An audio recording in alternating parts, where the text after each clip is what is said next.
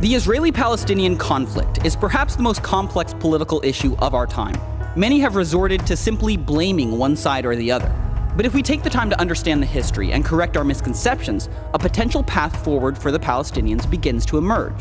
So let's start by trying to get the story straight and clear up 10 of the biggest misconceptions out there. Misconception number 1. Israel illegally stole land from the Palestinians. In 1947, the UN voted to give land to both the Jews and the Palestinians. The Jews accepted their partition and legally formed the State of Israel. The Palestinians rejected their partition and attacked. Even after losing the war, the Arabs still had most of the land from the UN ruling. Which leads us to misconception number 2. The surrounding Arab nations actually want to create a Palestinian state. So after the war, the West Bank and Gaza were controlled by Jordan and Egypt for 19 years. During that span, those governments never established a Palestinian state. Instead, they kept the land for their own use. Misconception number 3. The Arab nations want to solve the refugee crisis. Palestinians have settled in Arab nations throughout the Middle East. These nations could solve the crisis immediately by granting refugees equal rights, but instead, they refuse to let them vote, own land, or even study in public schools. Ironically, the only country to grant them full citizenship rights is Israel, which absorbed 156,000 Arabs after the 1948 war, and even today, Arabs hold seats in the Israeli government and Supreme Court. Misconception number 4. UN efforts are helping to solve the refugee crisis. The UN did step in to provide assistance to the Palestinian refugees, but instead of using their existing agency that helps resettle refugee populations around the world, the UN created UNRWA, which labels every Palestinian as a refugee until a Palestinian state is formed within the borders of Israel. This makes it more difficult for Palestinians to thrive in their host countries and locks them into perpetual refugee status, passing it on to their children, grandchildren, and great-grandchildren, swelling the refugee population from 500,000 in 1949 to nearly 5 million today.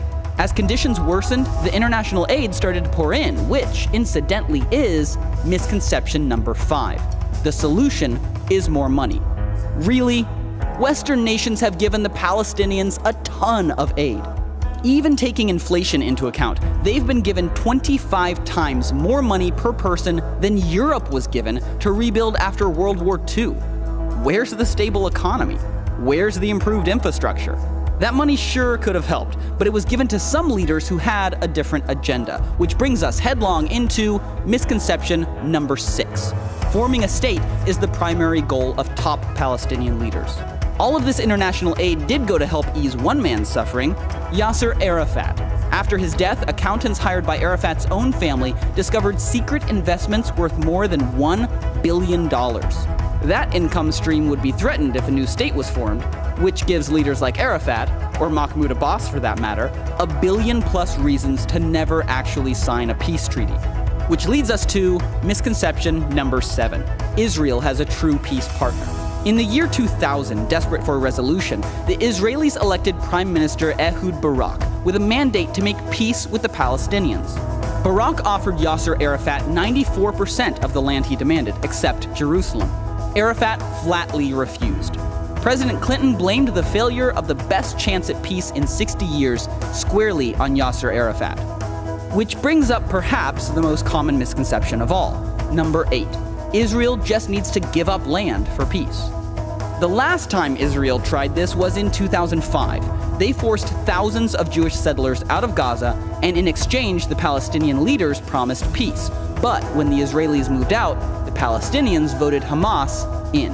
Yep, they elected a terrorist organization who, since taking power, has fired more than 10,000 rockets into Israel. Surprised? Then you've probably bought into misconception number 9.